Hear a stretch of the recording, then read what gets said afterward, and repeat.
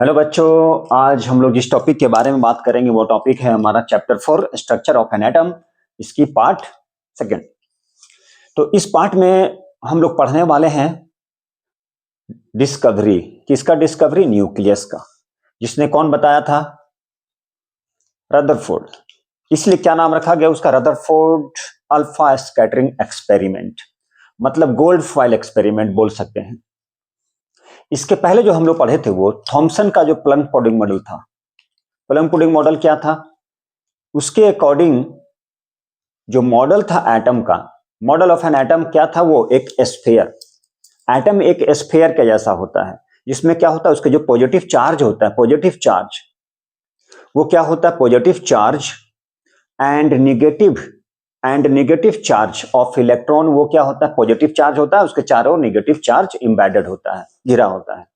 उसके बाद number of positive जितना था, नंबर ऑफ इलेक्ट्रिकली पॉजिटिव जो चार्ज था वो इक्वल होता है किसके?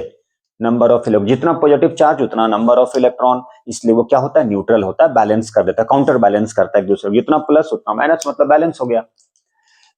लेकिन बहुत सारा जो फैक्ट्स होता है, जो एक्सपेरिमेंट होता है, जो ट्रू होता है, जो सच्चाई होता है, उसको डाल्टन्स और जो थॉमसन मॉडल था वो प्रूफ नहीं कर सका, बहुत सारे फैक्ट्स।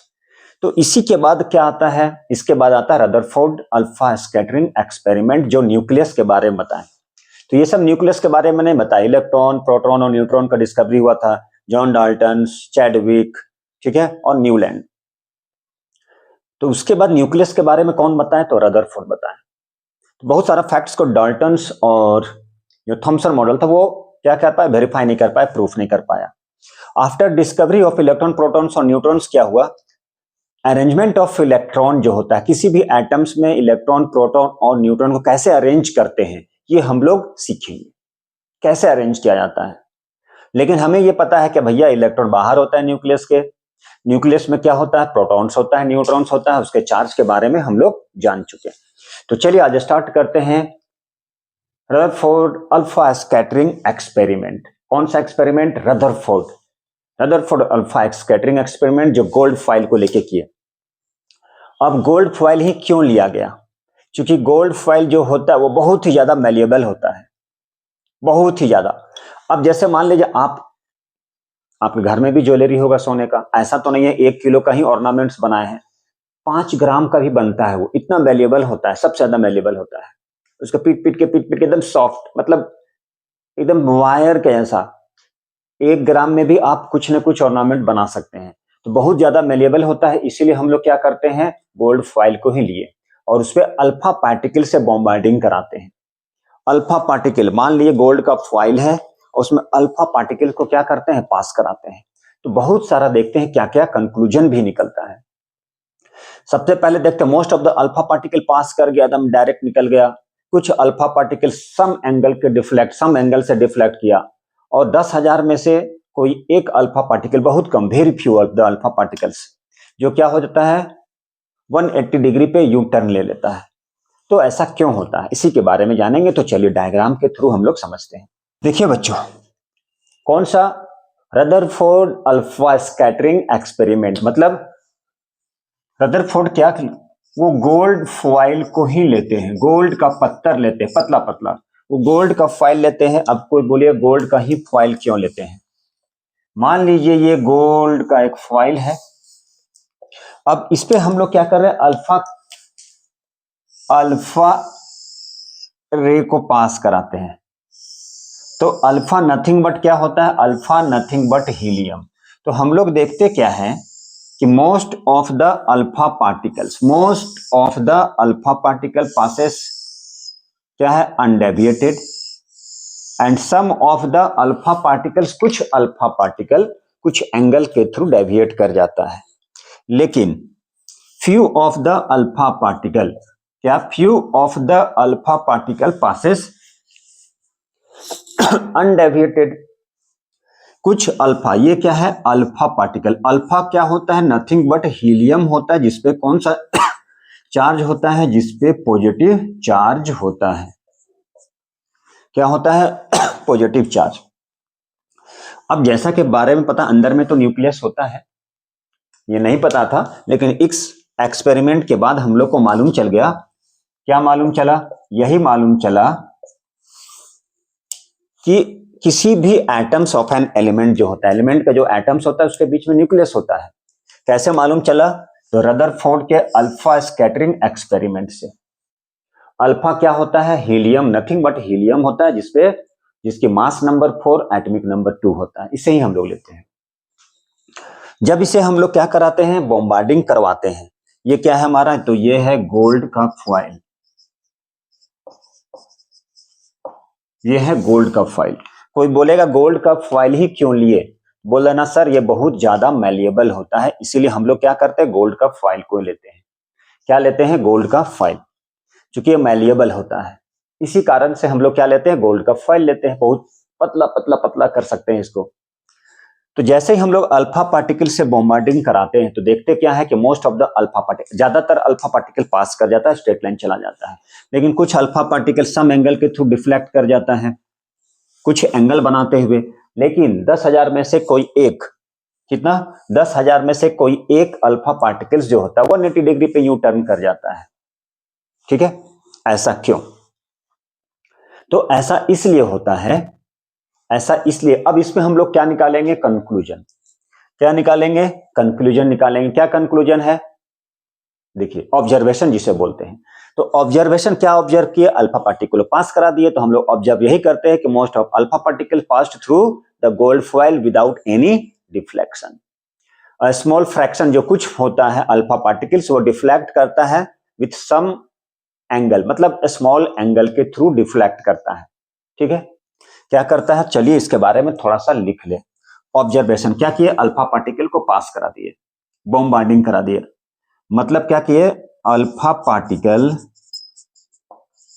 इज बॉम्बार्डेड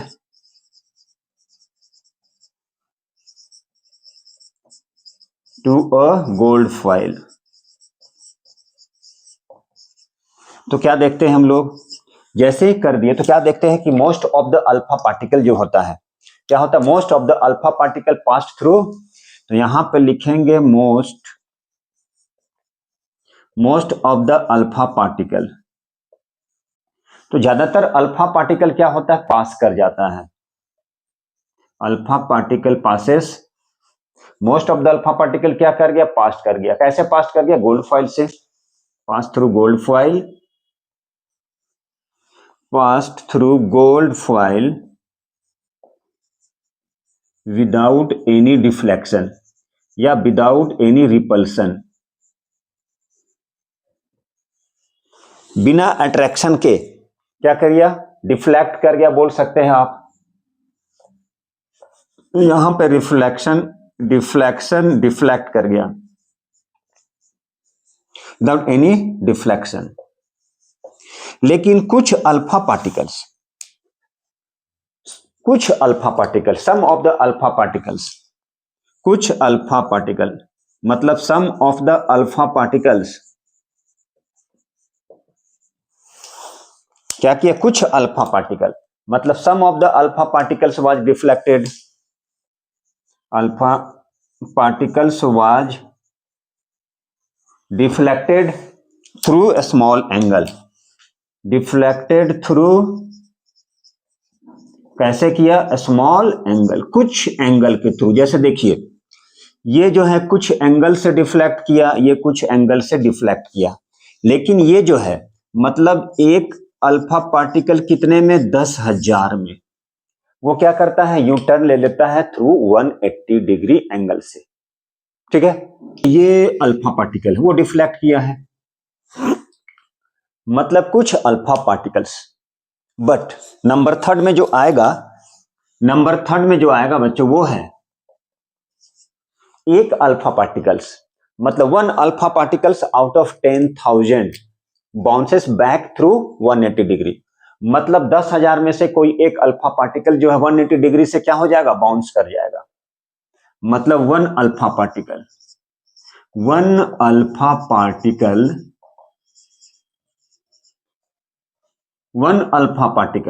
किसमें? 10,000 में। वन अल्फा पार्टिकल किसमें? 10,000 में। 1 alpha particle out of 10,000 bounces back कैसे? Through 180 degree. मतलब कुछ alpha particle, few of the alpha particle out of कितना 10,000 में कितना 1 alpha particle bounces back through 180 degree. मतलब 10,000 में से कोई एक अल्फा पार्टिकल बाउंसेस बैक हो जाता है 180 डिग्री से। ये इसका क्या है? ऑब्जर्वेशन था। क्या था ये? ऑब्जर्वेशन। तो इससे हम लोग क्या कंक्लूजन निकालते हैं? इससे कंक्लूजन यही निकलता है, दिस मीन्स दैट, इसका मतलब यह है कि ज्यादातर जो पार्ट होता, मोस्ट ऑफ द पार्ट मतलब मोस्ट ऑफ द स्पेस क्या होता है इसमें? Are empty. इसमें कुछ ज्यादातर स्पेस क्या है? खाली है, एम्प्टी है, खोखला है, जिसके कारण से वो क्या कर गया? पास कर गया। अब मान लीजिए ये घर है, अब यहाँ पे दरवाजा नहीं है तो पास नहीं करेंगे। बड़ा सा दरवाजा है तो एक बार में 10 लड़का निकल गया। इसका मतलब क्या? मोस्ट ऑफ द, यहां खाली था इसलिए क्या हो गया? अल्फा पार्टिकल पास कर गया। मतलब इसका मतलब हुआ, this means that major part of the gold foil क्या है? Are empty. ज्यादातर इसमें क्या बोले? ज्यादातर पार्ट जो है वो एम्प्टी है।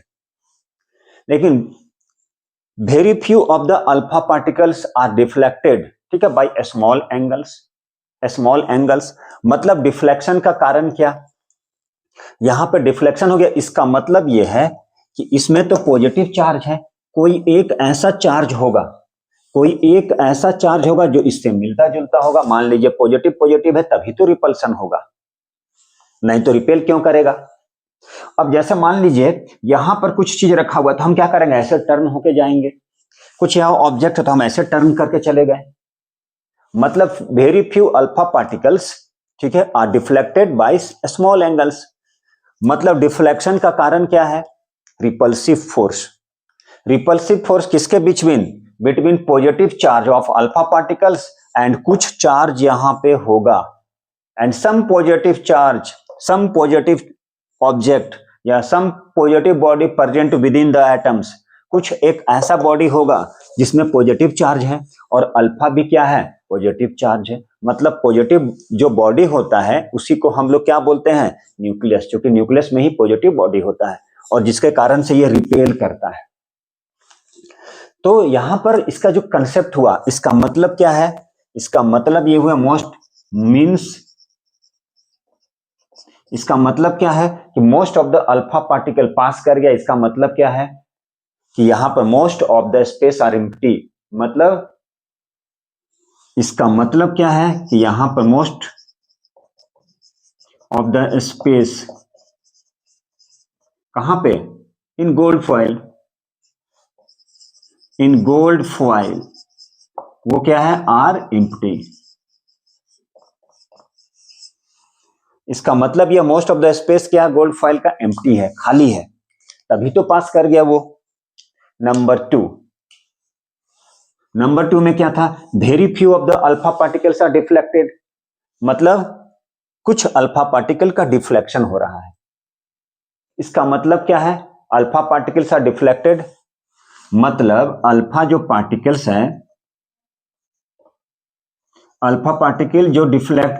Particles are deflected by small angles. उसका मतलब क्या है? रिपल्सन। मतलब रिपल्सिव फोर्स।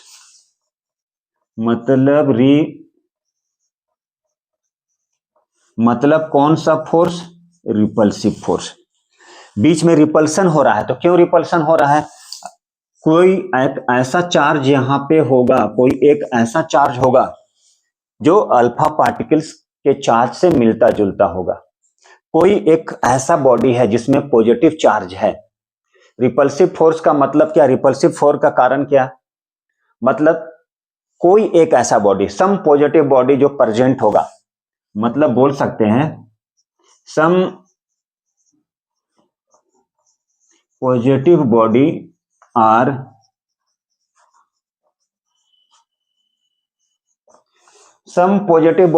प्रेजेंट कहां पे? कहां पे? उस एटम्स में some positive body are present in the atoms बोल सकते हैं, मतलब वहां पर कुछ पॉजिटिव बॉडी होगा, मतलब कुछ पॉजिटिव बॉडी होगा। कौन सा बॉडी? कुछ पॉजिटिव बॉडी है, कुछ पॉजिटिव बॉडी है, कुछ प्लस चार्ज है जो इससे मिलता जुलता होगा, जिसके कारण से रिपल्सन होता है। और एक चीज जान लीजिए, इसी पॉजिटिव बॉडी को क्या बोलते हैं? Nucleus. And this positive body, यही पॉजिटिव बॉडी जो है, पॉजिटिव बॉडी जो है उसी को क्या बोलते हैं? उसी को बोलते हैं न्यूक्लियस। वही पॉजिटिव बॉडी क्या कहलाता है? तो वही पॉजिटिव बॉडी कहलाता है न्यूक्लियस। ये था इसका कंक्लूजन और उसका कंसेप्ट था कि क्यों ऐसा होता है। ठीक है, अच्छा। और यहां पे बोल सकते size of an atoms, atoms का जो साइज होता है बहुत छोटा होता है as compare to that of the atoms, atom से बहुत छोटा होता है, बहुत छोटा, बहुत छोटा होता है। इसका मतलब क्या है? मतलब some of the fact that's alpha particles pass straight, बहुत छोटा होता है, न्यूक्लियस बहुत छोटा होता है, बहुत छोटा, इसलिए बहुत सारा अल्फा पार्टिकल पास कर गया, ये भी बोल सकते हैं। मतलब बोल सकते हैं साइज, साइज किसका? साइज, साइज ऑफ न्यूक्लियस का बहुत छोटा होता है एज कंपेयर टू एटम्स, इसलिए छोटा साइज है, पॉजिटिव है, उसके अंदर में ज्यादा रिपेल्सन, ज्यादा डिफ्लेक्शन, ज्यादा रिपल्सिव फोर्स नहीं होता, ज्यादातर पास कर गया। और कुछ अल्फा पार्टिकल्स जो है वो रिपेल करता है, मतलब उस पर रिपल्सन होता है, क्योंकि कोई पॉजिटिव बॉडी है जो उसके अंदर में है और दोनों का चार्ज मिल गया, जिसके कारण से रिपेल कर गया। और एटम का जो साइज होता है वो भी बहुत छोटा होता है। ऑफ एन एटम क्या होता है बच्चों? Size of an atom, atom का जो साइज होता है, एटम का जो साइज होता है वो क्या होता है? Size of an atom, size of an atom is very small as compared to atoms। Size जो होता है किसका साइज? सॉरी, न्यूक्लियस का size, size of nucleus is very small as compare to atoms. Nucleus का size बहुत छोटा होता है, किससे? एटम से। यही फैक्ट है, this is the fact that atoms क्या है? Most of the alpha particles are pass क्या? स्ट्रेट। यही कारण है कि अल्फा पार्टिकल क्या करता है? अल्फा पार्टिकल्स स्ट्रेट पास कर जाता है, अल्फा पार्टिकल पासेस स्ट्रेट। यही कारण है कि अल्फा पार्टिकल स्ट्रेट पास कर जाता है। और एटम्स जो होता है वो इलेक्ट्रिकली न्यूट्रल होता है, whole atoms are electrically neutral. Whole atoms क्या होता है? इलेक्ट्रिकली न्यूट्रल होता है, मतलब पॉजिटिव चार्ज वो इक्वल होता है किसके? Negative charge of an atom. मतलब पॉजिटिव चार्ज किसके इक्वल हो जाएगा? तो पॉजिटिव चार्ज इक्वल हो जाता है, पॉजिटिव चार्ज इक्वल हो जाएगा किसके? नेगेटिव चार्ज के। ठीक है, पॉजिटिव चार्ज किसके इक्वल हो जाएगा? नेगेटिव। चलिए, ये हो गया नंबर 4। अब यहां पर इलेक्ट्रॉन जो है वो रिवॉल्व करता है किसके चारों ओर? इलेक्ट्रॉन जो है वो रिवॉल्व करता है किसके चारों ओर? न्यूक्लियस के चारों ओर। मतलब electron revolving around the nucleus, ठीक है, इन ए क्लोज सर्कुलर पाथ और वे फिक्स्ड ऑर्बिट में, जिसको एनर्जी लेवल बोलते हैं। वो एनर्जी लेवल क्या होता है? KLMN होता है। मतलब इलेक्ट्रॉन रिवॉल्व करता है around the nucleus, around the nucleus, लेकिन कैसे? इन ए क्लोज सर्कुलर पाथ, मतलब न्यूक्लियस के चारों ओर इलेक्ट्रॉन रिवॉल्व करता है। इलेक्ट्रॉन क्या करता है? Electron revolve around the nucleus, around the nucleus. Electron revolve करता है किसके चारों ओर? इलेक्ट्रॉन रिवॉल्व करता है, तो इलेक्ट्रॉन रिवॉल्व करता है अराउंड द न्यूक्लियस। ठीक है, किसमें? इन ए क्लोज्ड सर्कुलर पाथ। तो इलेक्ट्रॉन रिवॉल्व करता है, इलेक्ट्रॉन रिवॉल्व करता है around the nucleus in A close circular path. किसी भी सर्कुलर पाथ है उसके चारों ओर इलेक्ट्रॉन क्या करता है? तो इलेक्ट्रॉन रिवॉल्व करता है। ठीक है, ये सर्कुलर पाथ है, ये सर्कुलर पाथ, उसके चारों ओर क्या करता है? इलेक्ट्रॉन रिवॉल्व करता है। ठीक है, अच्छा, और दूसरा क्या है, जो फोर्स ऑफ अट्रैक्शन होता है किसके बीच में, between negatively charge and positively charged, वही क्या करता है, उसको काउंटर बैलेंस करके रखता है। कैसे बैलेंस होता है, सेंट्रीफ्यूगल फोर्स। बट फिजिक्स में पढ़ेंगे सेंट्रीफ्यूगल फोर्स कोई फोर्स होता नहीं है, फेक फोर्स होता है। ये बैलेंस नेगेटिव और इधर पॉजिटिव, एक साइड में नेगेटिव खींच रहा है, पॉजिटिव मतलब अट्रैक्शन हो रहा है, तो वो बैलेंस करता है। कैसे बैलेंस करता है, उसके बीच में एक फोर्स लगता है, ठीक है, सेंट्रीफ्यूगल फोर्स और सेंट्रीपिटल फोर्स होता है। सेंट्रीफ्यूगल आउटसाइड द, उधर बैकवर्ड मतलब अवे फ्रॉम द सेंटर की ओर खींच रहा है, लेकिन ऐसा कोई एक्चुअल में होता नहीं है, लेकिन बोल सकते हैं यहां पे ये सेंट्रीफ्यूगल फोर्स। तो ये था अल्फा पार्टिकल्स का ऑब्जर्वेशन एंड कंक्लूजन। तो बच्चों ये रदरफोर्ड अल्फा स्कैटरिंग एक्सपेरिमेंट के बाद सबसे इंपॉर्टेंट जो क्वेश्चन आता है वो आता है ड्रॉबैक। ड्रॉबैक किसका ड्रॉबैक, रदरफोर्ड एटॉमिक मॉडल का। रदरफोर्ड का जो एटॉमिक मॉडल था, that means alpha scattering experiment जो था वो डिस्कार्ड हो गया। क्यों डिस्कार्ड हो गया, उसके ड्रॉबैक क्या है, तो आज हम लोग ये जानेंगे। तो देखिए, जो रदरफोर्ड जो थे, जो न्यूक्लियस का डिस्कवरी किए, बहुत अच्छी बात है वो न्यूक्लियस के बारे में बताएं हमें कि न्यूक्लियस क्या होता है। क्योंकि alpha scattering gold foil experiment करके ये बताए, बहुत सारा कंक्लूजन था, ठीक है, ऑब्जर्वेशन था जो हम लोग को मालूम चल चुका, पढ़ चुके जस्ट।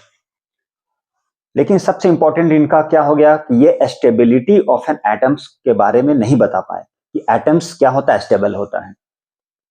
तो ये सबसे इंपॉर्टेंट हो गया उनका ड्रॉबैक। सबसे इंपॉर्टेंट क्वेश्चन में आता है ड्रॉबैक ऑफ क्या, रदरफोर्ड। डाल्टन के बारे में नहीं बात करो, वो तो है ही। Drawback of Rutherford atomic model, जिसमें अल्फा स्कैटरिंग एक्सपेरिमेंट जो हम लोग पढ़ चुके, जस्ट अभी पढ़े। तो इनका ड्रॉबैक क्या था कि ये स्टेबिलिटी ऑफ एन एटम्स के बारे में नहीं बात किए कि एटम्स स्टेबल होता है, नहीं बात किए, नहीं बता पाए। नहीं बता पाए तो इनका ड्रॉबैक हो गया। उनको कौन बताए, उनको दूर किए बोर। बोर एटॉमिक मॉडल ये बता दिया कि एटम्स जो होता है वो क्या होता है, स्टेबल होता है, लेकिन कैसे। तो चलिए उसके बारे में हम लोग जानते हैं और स्टार्ट करते हैं। क्या है ड्रॉबैक, ये ड्रॉबैक किसका drawback, of Rutherford, drawback of Rutherford atomic model. Drawback of Rutherford atomic model.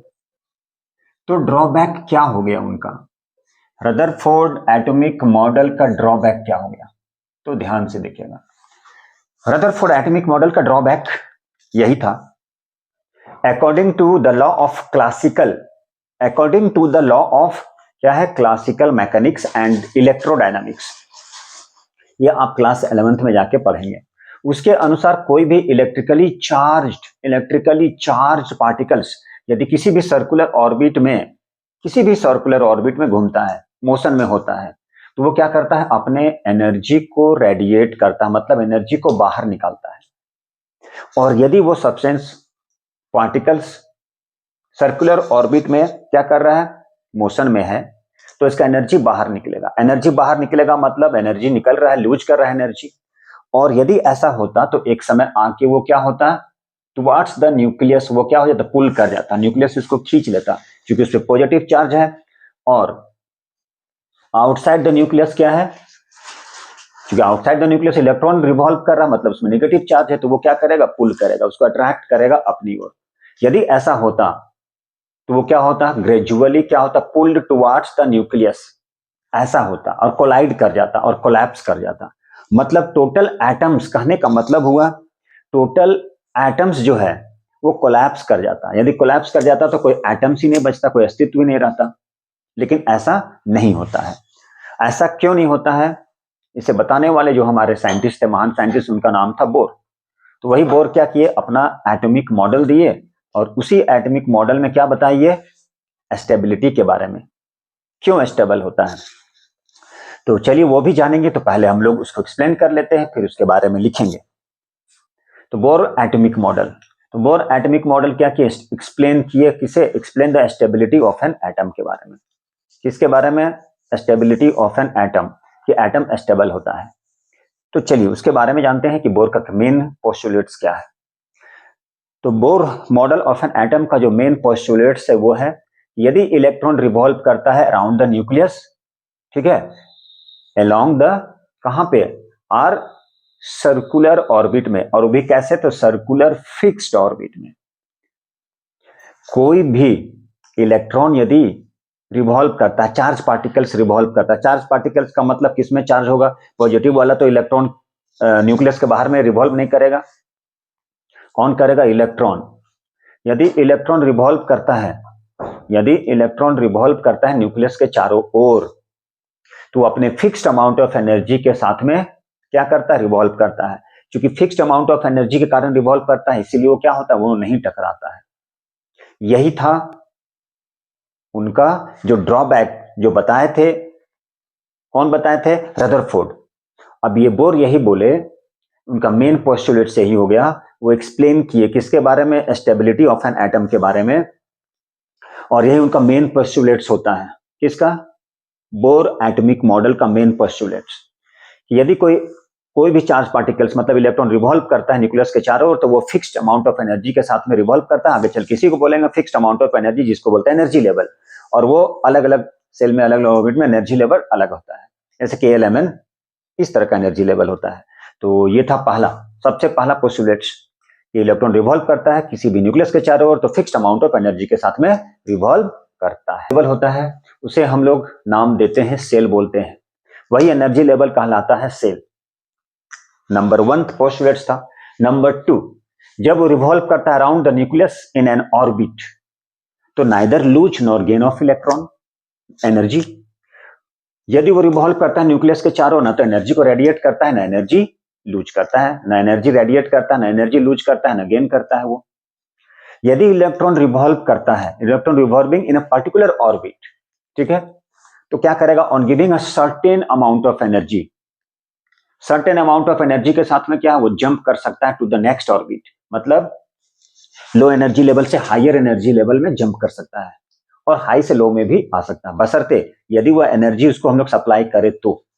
ये याद रखना है, फिक्स्ड अमाउंट ऑफ एनर्जी, और वही फिक्स्ड अमाउंट ऑफ एनर्जी क्या कहलाता, KLMN, या 1 2 3 4 बोल सकते हैं, KLMN, इसे बोलते हैं, क्या बोलते हैं, एनर्जी लेवल। यही बताए थे वो कौन, बोर। यही कारण है कि वो क्या किए, वो ड्रॉबैक को दूर कर दिए। तो चलिए एक एक करके हम लोग लिखेंगे, ठीक है, और फिर से जान। सबसे पहला क्या है, सबसे पहला यही है कि अकॉर्डिंग टू, किसके, according to the law of,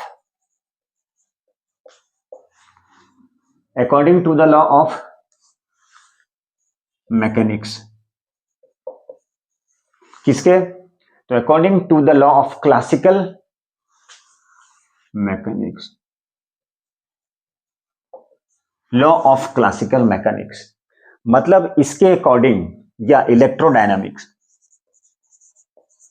या electrodynamic,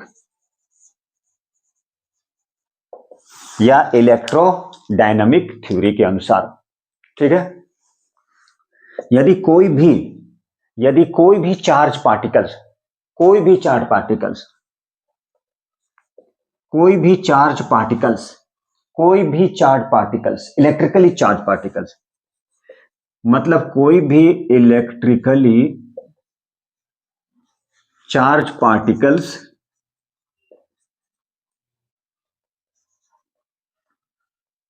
electrically charge particle revolve around a circular orbit,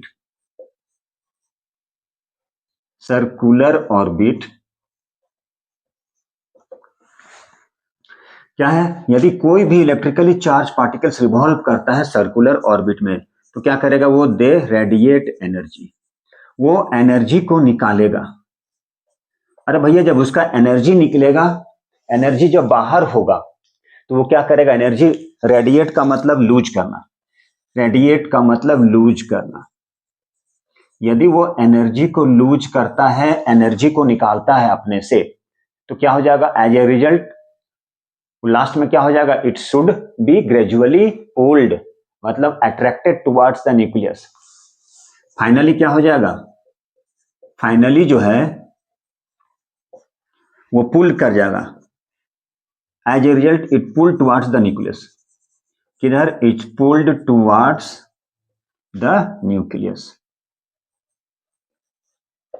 क्या कर जाएगा, वो पुल कर जाएगा, किधर पुल कर जाएगा, टुवर्ड्स द न्यूक्लियस, और क्या कर जाएगा, एंड कोलाइड इट, और वो टकरा जाएगा, और क्या करेगा, वो टकरा जाएगा, जिसके कारण से क्या हो जाएगा, कॉलिजन हो जाएगा, और जब कॉलिजन हो जाएगा तो वो क्या हो जाएगा, डिस्ट्रॉय कर जाएगा, मतलब एटम्स का कोई वैल्यू नहीं रहेगा, कोलाइड कर जाएगा, एंड एटम्स का क्या हो जाएगा, एटम्स कोलैप्स कर जाएगा, कोई अस्तित्व नहीं रहेगा। इस कारण से यदि ऐसा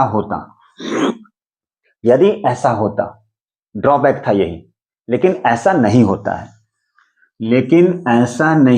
है, ये पॉजिटिव, लेकिन ऐसा नहीं होता है। क्यों नहीं होता है? इसलिए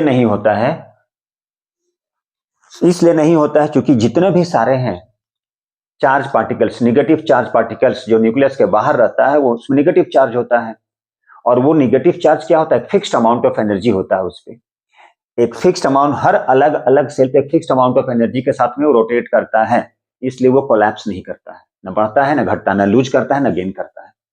यही कारण है कि ये कोलैप्स नहीं करता है, ये टकराता नहीं है। ये सबसे इंपॉर्टेंट, ये जो ड्रॉबैक है रदरफोर्ड की, बहुत ही इंपॉर्टेंट, ये जो ड्रॉबैक है रदरफोर्ड का बहुत ही इंपॉर्टेंट है, वेरी वेरी इंपॉर्टेंट, ठीक है। कोलाइड कर जाएगा एंड फाइनली क्या हो जाएगा, एटम्स क्या कर जाएगा, डिस्ट्रॉय हो जाएगा। लेकिन ऐसा नहीं होता है, यही कारण है क्यों नहीं होता है, क्योंकि जितना भी चार्ज पार्टिकल है, इलेक्ट्रॉन यदि मूव करता है किसी भी सर्कुलर ऑर्बिट में, तो फिक्स्ड एनर्जी लेवल के साथ में होता है, उसी फिक्स्ड एनर्जी लेवल को सेल बोलते हैं या ऑर्बिट बोलते हैं हम लोग। और यदि इलेक्ट्रॉन रिवॉल्व करता है फिक्स एनर्जी के साथ में, इसका मतलब ये हुआ कि ना तो एनर्जी को वो लूज करता है, ना रेडिएट करता है, ना गेन करता है, ना तो निकाल रहा है, ना गेन कर रहा है, ना लूज कर रहा है, इसीलिए वो कभी भी कोलैप्स नहीं करता है। तो ये आ जाएगा पोस्टुलेट्स किसका, बोर मॉडल का, ठीक है। तो ये क्या हो गया, ये हो गया हमारा पॉजिटिवली चार्ज पार्टिकल्स, ये हो गया पॉजिटिवली चार्ज्ड पार्टिकल्स। ये पॉजिटिव होता है न्यूक्लियस पे, पॉजिटिवली चार्ज पार्टिकल्स, और ये जो बाहर में है वो क्या होता है, नेगेटिवली, यहाँ पे जो इलेक्ट्रॉन रिवॉल्व कर रहा है, ये यहाँ पे जो इलेक्ट्रॉन रिवॉल्व कर रहा है, ये क्या होता है, निगेटिवली चार्ज पार्टिकल्स, ये होता है निगेटिवली चार्ज्ड पार्टिकल्स, ये होता है हमारा निगेटिवली चार्ज पार्टिकल्स। तो यही था ड्रॉबैक। अब हम लोग जानेंगे, क्या जानेंगे, कि रदरफोर्ड जो है मॉडल जो है वो फेल कर गया, explain to stability of an atom. इसीलिए क्या हुआ, लास्ट में बोर की जरूरत पड़ा। बोर क्या निकाला, अपना एटॉमिक मॉडल निकाला जो स्टेबिलिटी के बारे में बताया। वो explain the stability of an atom, तो बोलना क्या पड़ेगा, बोर। तो ये जो रदरफोर्ड थे वो फेल कर गए। तो रदरफोर्ड couldn't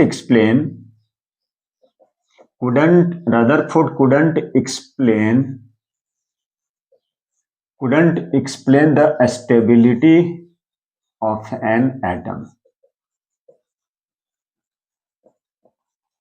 रदरफोर्ड क्या किए, फेल कर गए। तो Rutherford couldn't explain the stability of an atom, ये स्टेबिलिटी ऑफ एन एटम के बारे में एक्सप्लेन नहीं कर पाए, ठीक है। तो कौन एक्सप्लेन कर पाए, बोर। अब नेक्स्ट जो टॉपिक करेंगे हम लोग वो है बोर एटॉमिक मॉडल। तो देखिए बोर एटॉमिक मॉडल में क्या है, क्या वो पोस्टुलेट्स दिए, क्या बताए उसके बारे में। तो चलिए स्टार्ट करते हैं bore atomic model. Bohr model क्या किए थे, स्टेबिलिटी ऑफ एन एटम्स के बारे में एक्सप्लेन किए थे। Explain the stability of an atom. Bohr model किसे एक्सप्लेन किए, स्टेबिलिटी, किसे stable, stability, explain the stability,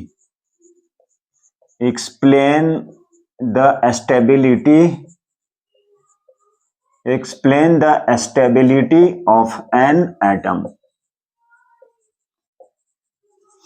चूंकि रदरफोर्ड जो है वो स्टेबिलिटी ऑफ एन एटम के बारे में एक्सप्लेन नहीं कर पाए, बहुत ही इंपॉर्टेंट रूल। तो कौन किया, बोर। कौन किए, बोर। तो बोर ने क्या बताया, तो बोर जिस इंपॉर्टेंट पॉइंट को बताए, मेन पोस्टुलेट्स बोलते हैं उसे, main postulates of bore atomic model. ये क्या एक्सप्लेन किए, किसके बारे में एक्सप्लेन किए, स्टेबिलिटी, सबसे इंपॉर्टेंट स्टेबिलिटी के बारे में कि एटम स्टेबल होता है। लेकिन रदरफोर्ड एक्सप्लेन नहीं कर पाए, लेकिन हाँ वो भी बहुत ही इंपॉर्टेंट दिए, न्यूक्लियस के बारे में बताया उसने, तो ठीक है उसे हम लोग नहीं भूल सकते। तो ये स्टेबिलिटी ऑफ एन एटम क्या है, उसका पोस्टुलेट्स क्या है, पोस्टुलेट्स, किसका पोस्टुलेट्स, बोर एटॉमिक मॉडल का पोस्टुलेट्स क्या है। उसने बोला यदि इलेक्ट्रॉन जो है या कोई भी चार्ज पार्टिकल्स यदि रिवॉल्व करता है अराउंड द न्यूक्लियस, वो कैसे रिवॉल्व करता है, are to a certain fixed orbit, वो किसी भी सर्ट, ऐसे नहीं है कि लट्टू नाच रहा चला गया दूसरे ऑर्बिट में, दूसरा जगह पे चला गया, वो फिक्स्ड, एकदम फिक्स्ड ऑर्बिट पे वो क्या करता है, मूव करता है, जिसका हम लोग सेल भी बोलते हैं, ऑर्बिट भी बोलते हैं।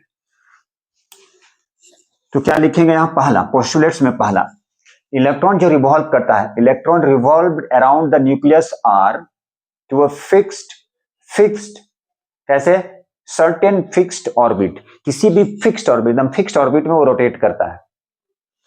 मतलब इलेक्ट्रॉन जो रिवॉल्व करता है, इलेक्ट्रॉन रिवॉल्व करता है, कहां पे रिवॉल्व करता है, किसके चारों ओर, तो इलेक्ट्रॉन रिवॉल्व करता है around the nucleus, around the nucleus, कैसे, to a fixed circular orbit, किसमें, तो फिक्स्ड सर्कुलर ऑर्बिट। और यही फिक्स्ड सर्कुलर जो ऑर्बिट होता है इसे हम लोग क्या बोलते हैं, इसे बोलते हैं सेल, क्या बोलते हैं इसे, इसे बोलते हैं सेल, इसे ही क्या बोलते हैं, सेल। तो इलेक्ट्रॉन जो है वो कैसे राउंड करता है, किसी भी सर्कुलर ऑर्बिट में, लेकिन वो सर्कुलर ऑर्बिट कैसा होगा, फिक्स्ड होगा, जिसे हम लोग क्या बोलेंगे, जिसे बोलते हैं सेल। ठीक है, ये था हमारा नंबर 1। अब चलिए नंबर 2 पे। नंबर 2 पे क्या है, जब इलेक्ट्रॉन रिवॉल्व करता है किसी भी सर्कुलर ऑर्बिट में, फिक्स सर्कुलर ऑर्बिट में, ना तो एनर्जी को क्या करता है, लूज करता है और ना गेन करता है, ना तो एनर्जी क्या कर रहा है, छोड़ रहा है, ना एनर्जी ले रहा है। तो नंबर 2 में क्या है, while revolving around the nucleus of an atom, क्या करता है, electron neither loses electron nor gain of electron. यदि इलेक्ट्रॉन किसी भी सर्कुलर फिक्स्ड सर्कुलर ऑर्बिट में रिवॉल्व करता है तो ना तो एनर्जी को क्या करता है, लेता है, और ना एनर्जी को लूज करता है। नंबर 3, यदि इलेक्ट्रॉन रिवॉल्व करता है किसी भी फिक्स्ड ऑर्बिट में, पर्टिकुलर ऑर्बिट में, ठीक है, तो उस कंडीशन में क्या है, वो इलेक्ट्रॉन को क्या कर सकता है, on a certain amount of energy को, सर्टेन अमाउंट ऑफ एनर्जी क्या कर सकता है, सर्टेन अमाउंट ऑफ एनर्जी को लेके वो जंप कर जाएगा नेक्स्ट ऑर्बिट पे, ठीक है। और यदि नेक्स्ट ऑर्बिट में जंप कर रहा है हायर लेवल पे, हायर ऑर्बिट पे, तो वो बैक भी हो सकता है। ये था हमारा नंबर 3।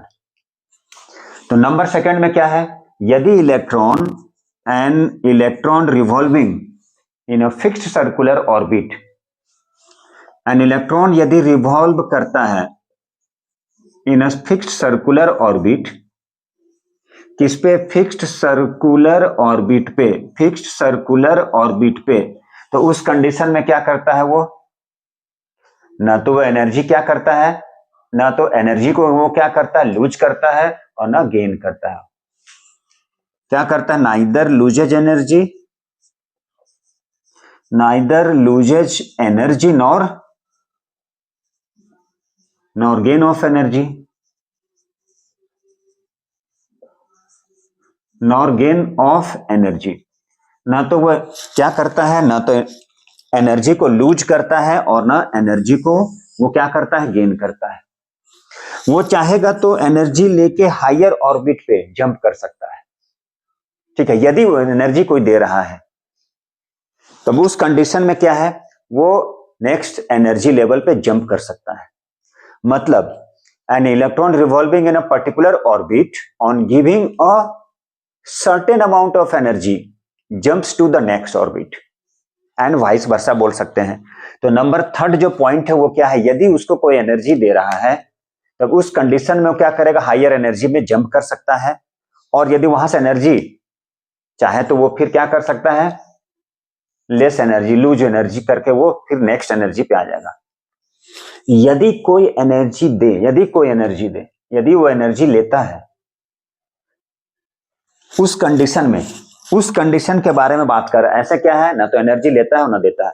यदि कोई एनर्जी दे दिया, धक्का मार दिया, तो क्या हो जाएगा, नेक्स्ट एनर्जी लेवल पे जंप कर जाएगा वो, और वहां से कोई धक्का मार दिया तो क्या हो जाएगा, वो प्रीवियस एनर्जी पे आ जाएगा। ये है, लेकिन वो खुद एनर्जी ना तो लेता है ना देता है। इस चीज को हमेशा याद रखना है। इसका मतलब नहीं है कि हायर लेवल में जंप कर गया, इसका मतलब ऐसा नहीं है कि वो क्या है, खुद एनर्जी ले लिया। यदि कोई एनर्जी सप्लाई करता है, मतलब electron revolving in a particular orbit on gaining a certain amount of energy, on gaining a certain amount of, short में करते हैं, on gaining a certain amount, fixed amount of energy, on fixed amount of energy, तो क्या करेगा, jumps to the next. तो उस condition में क्या कर जाएगा, जंप कर जाएगा। कहां पे जंप कर जाएगा, तो वो जंप कर जाएगा नेक्स्ट ऑर्बिट में, jumps to next orbit and vice versa. देखिए, सबसे इंपॉर्टेंट पोस्टुलेट्स है किसकी, बोर की, ठीक है, फिक्स्ड अमाउंट ऑफ एनर्जी। क्योंकि क्या होता है, फिक्स्ड अमाउंट ऑफ एनर्जी जो होता है, जिसे हम लोग क्या कहते हैं, फिक्स्ड अमाउंट ऑफ एनर्जी को ही क्या बोलते हैं, तो फिक्स्ड अमाउंट ऑफ एनर्जी जो होता है उसे ही हम लोग क्या बोलते हैं, उसे बोलते हैं energy level. Fixed amount of energy, fixed amount of जो एनर्जी होता है, जिसे हम लोग क्या बोल सकते, KLMN, या फिर बोलते हैं 1, पहला, दूसरा, तीसरा, चौथा orbit, fixed amount of energy. और ये जो फिक्स्ड अमाउंट ऑफ एनर्जी जो होता है, यही क्या होता है, यही होता है हमारा एनर्जी, जिसे हम लोग KLMN से डिनोट करते हैं। यही एनर्जी लेवल है। कैसे डिनोट करते हैं, एक सर्कुलर ऑर्बिट लेते हैं, चलिए उसे भी हम लोग अभी देखने वाले हैं। उसके बाद प्रॉपर्टीज करेंगे, सब एटॉमिक पार्टिकल का, इलेक्ट्रॉन का, प्रोटॉन का, न्यूट्रॉन का चार्ज कितना है, मास कितना है, रिलेटिव मास कितना है, ये देखेंगे। उसके बाद हम लोग फिर स्टार्ट करेंगे atomic number, mass number, isotopes, isobar, isotone, isoster, isoelectric. इतना नहीं जाना है, बस 2-3 कराएंगे, बस बने रहने वाले हैं। चलिए कुछ डिफिनेशन भी कर लेते हैं। जैसे ऑर्बिट, बहुत नाम सुनेगा, ऑर्बिट क्या है, सेल क्या है, ऑर्बिट क्या है।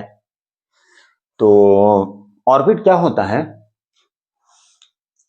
ऑर्बिट का मतलब हो गया इमेजिनरी पाथ, जहां पे इलेक्ट्रॉन क्या करता है, रिवॉल्व करता है उस न्यूक्लियस के चारों ओर। वैसा इमेजिनरी पाथ जहां पे इलेक्ट्रॉन रिवॉल्व करता है उस न्यूक्लियस के चारों ओर। अब किसके न्यूक्लियस, कोई भी एटम हो सकता है, एटम्स ऑफ एन एलिमेंट हो सकता है। मान लीजिए जैसे सोडियम है, क्या है, सोडियम। अब मान लीजिए सोडियम है, सोडियम का एटम्स है, तो एटम्स है जिसके आउटर मोस्ट ऑर्बिट में क्या होता है, इलेक्ट्रॉन होता है जो निगेटिवली चार्ज होता है। न्यूक्लियस क्या है, उसके अंदर में क्या होता है, पॉजिटिव चार्ज होता है, मतलब प्रोटॉन्स होता है और न्यूट्रॉन्स होता है।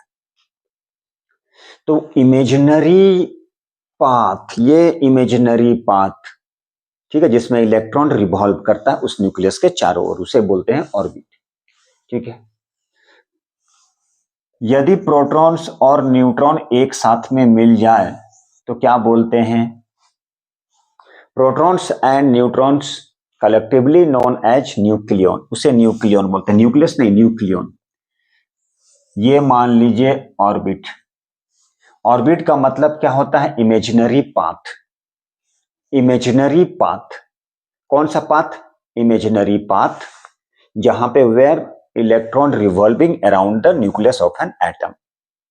तो इमेजिनरी पाथ होता है, मान लीजिए जैसे ये, अब जैसे मान लीजिए के है, ये एल है, ये एम है, और ये मान लीजिए एन है, और यही तो हमारा एनर्जी लेवल होता है, जिसे हम 1 भी बोल सकते हैं, 2 बोल सकते हैं, 3 बोल सकते हैं, 4 भी बोल सकते हैं। यही इमेजिनरी, ये जो पाथ है जिसके चारों ओर क्या है, इलेक्ट्रॉन रिवॉल्व कर रहा है around the nucleus of an atom, उसे ही बोलते हैं हम लोग, क्या बोलते हैं, उसे बोलते हैं ऑर्बिट। तो ऑर्बिट का डिफिनीशन पूछा जाता है कि ऑर्बिट क्या होता है। अब ये बोलेगा प्रोटॉन्स और न्यूट्रॉन मिल जाए तो दोनों क्या कहलाता है, तो इसको बोलते हैं न्यूक्लियन। क्या बोलते हैं, न्यूक्लियस। तो यहां पे क्या हो जाएगा, न्यूक्लियस से बन जाएगा वो न्यूक्लियन। ये क्या हो गया, न्यूक्लियन, न्यूक्लियस नहीं, न्यूक्लियस से न्यूक्लियन। अब यहाँ पे कौन रहता है, तो यहाँ पे प्रोटॉन और न्यूट्रॉन रहता है, यहाँ इलेक्ट्रॉन रहता है। अब कोई पूछेगा ऑर्बिट क्या है, तो बोला जाएगा इमेजिनरी पाथ जहां पे इलेक्ट्रॉन क्या करता है, रिवॉल्व करता है उस न्यूक्लियस ऑफ एन एटम के चारों ओर। जिस इमेजिनरी पाथ पे इलेक्ट्रॉन रिवॉल्व करता है उसे बोलते हैं हम लोग ऑर्बिट। तो ऑर्बिट क्या है, इमेजिनरी पाथ। ये होता है इमेजिनरी पाथ। क्या होता है, इमेजिनरी पाथ होता है। ये जो पाथ देख रहे हैं ये इमेजिनरी पाथ है, ठीक है। जहां पर क्या करता है, कौन, इलेक्ट्रॉन, जहां पर वेयर इलेक्ट्रॉन रिवॉल्व करता है, इलेक्ट्रॉन रिवॉल्व करता है कहां पे, इन nucleus of an atom, in nucleus of an atom. किसके चारों ओर, न्यूक्लियस के चारों ओर। उस एटम के न्यूक्लियस के चारों ओर जिस इमेजिनरी पाथ पे रिवॉल्व कर रहा है ये, वही कहलाता है, उसे बोलते हैं ऑर्बिट। वो इमेजिनरी पाथ है, इमेजिनरी लाइन जहां पे इलेक्ट्रॉन रिवॉल्व करता है, ठीक है, उसे ऑर्बिट बोला जाता है। अब नेक्स्ट ये हो गया न्यूक्लियन हो गया। यहां पे प्रोटॉन्स पॉजिटिव होता है, न्यूक्लियन में कोई चार्ज नहीं होता, इलेक्ट्रॉन। यही प्रोटॉन और न्यूट्रॉन जो मिलता है यही कहलाता है न्यूक्लियन। यही प्रोटॉन और न्यूट्रॉन मिलकर क्या बना, न्यूक्लियन। यही न्यूक्लियन होता है, ठीक है। जो काउंटर बैलेंस करता है ये पॉजिटिव और नेगेटिव, इसलिए स्टेबल होता है एटम्स। अब हम नेक्स्ट जो टॉपिक देखेंगे वो बच्चा एटॉमिक नंबर है, मास नंबर जानेंगे, ठीक है। उसके बाद इलेक्ट्रॉनिक कन्फिग्रेशन भी जानेंगे। यदि इलेक्ट्रॉनिक कन्फिग्रेशन मालूम चल गया उससे बहुत कुछ हम लोग पता कर सकते हैं।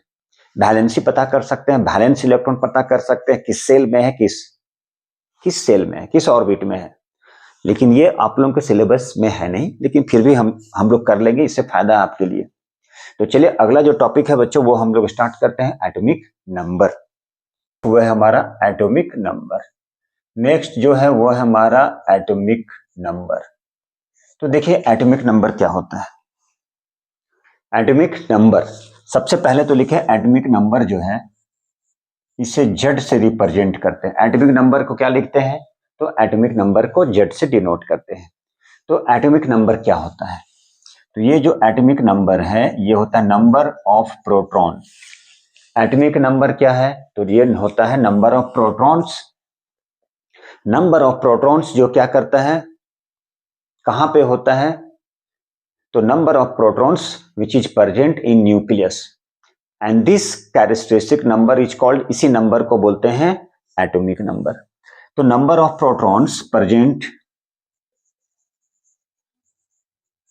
number of protons present in nucleus of an atom। तो नंबर ऑफ प्रोटॉन क्या है, तो नंबर ऑफ प्रोटॉन्स जो होता है वो क्या होता है, number of protons present, number of protons present in, कहां पे प्रेजेंट होता है, न्यूक्लियस ऑफ एन एटम पे प्रेजेंट होता है। और यही कैरेक्टरिस्टिक नंबर जो होता है, यही नंबर जो होता है उसे बोलते हैं atomic number. And this number and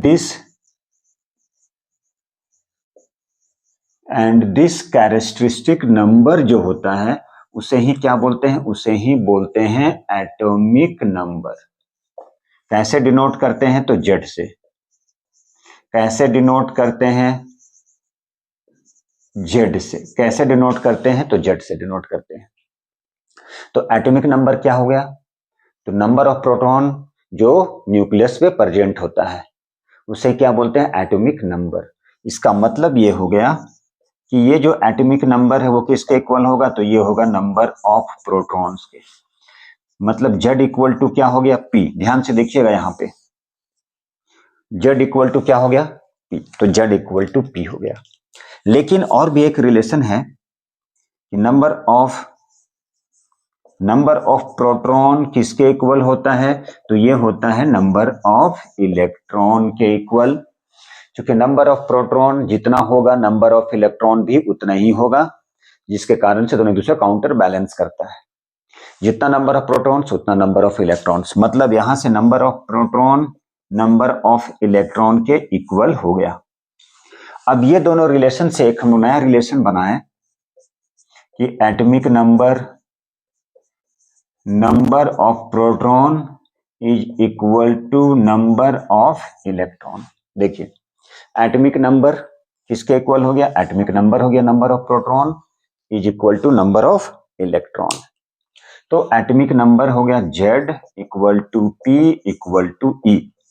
बहुत ही इंपॉर्टेंट रिलेशन है, वेरी वेरी इंपॉर्टेंट रिलेशन, क्योंकि आगे चल के हम लोग बहुत कुछ सारा सॉल्व करने वाले हैं इसमें। एटॉमिक नंबर दिया रहेगा, मास नंबर दिया रहेगा, बोले कितना नंबर ऑफ इलेक्ट्रॉन है, कितना नंबर ऑफ प्रोटॉन्स है, ये पूछा जाएगा। और बोलेगा उसके इलेक्ट्रॉनिक कॉन्फ़िगरेशन फाइंड कीजिए, फिर पूछा जाएगा किस ऑर्बिट में बिलोंग्स करता है, किस सेल में, मतलब ऑर्बिट ऐसे एक ही होता है, फिर किस ग्रुप में है, किस पीरियड में, बहुत सारे क्वेश्चन आएंगे इस पे। इसलिए सबसे इंपॉर्टेंट रिलेशन है atomic number, number of protons और नंबर ऑफ इलेक्ट्रॉन तीनों इक्वल होता है। मान लीजिए एटॉमिक नंबर आपको पता है, जैसे क्वेश्चन लेते हैं हम लोग, मान लीजिए ये सोडियम है। अच्छा आगे चलते हैं, थोड़ी सी वेट। अब यहां पर जैसे देखिए, यहां पर जो क्वेश्चन है,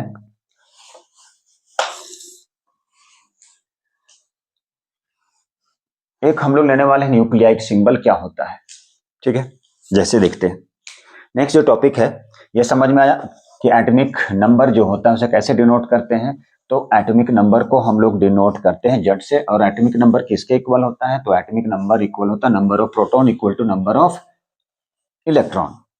अब इससे किस टाइप का क्वेश्चन आएगा ये हम लोग देखेंगे। अभी इससे किस टाइप का क्वेश्चन आएगा ये देखेंगे। तो चलिए देखते हैं। देखिए इसके बाद पहले कर लेते हैं मास नंबर। इसके बाद जो टॉपिक है वो हमारा है मास नंबर। तो मास नंबर को कैसे डिनोट करते हैं, ए से। मास नंबर को ए से, एटॉमिक नंबर को Z से डिनोट किया जाता है।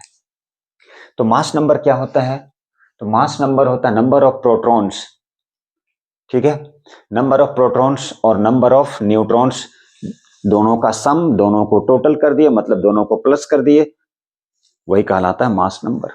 मतलब total number of protons and neutrons, कहने का मतलब हो गया total number of protons and neutrons, total number of protons and neutrons. तो ये हो गया total number of protons and neutrons present in nucleus. तो टोटल नंबर ऑफ प्रोटॉन्स और total number of neutrons present in its nucleus. कहने का मतलब हो गया मास नंबर जो है वो किसके इक्वल हो गया, protons plus neutrons. Mass number को कैसे डिनोट करते हैं, ए से। तो ए इक्वल टू क्या हो गया, P प्लस एन।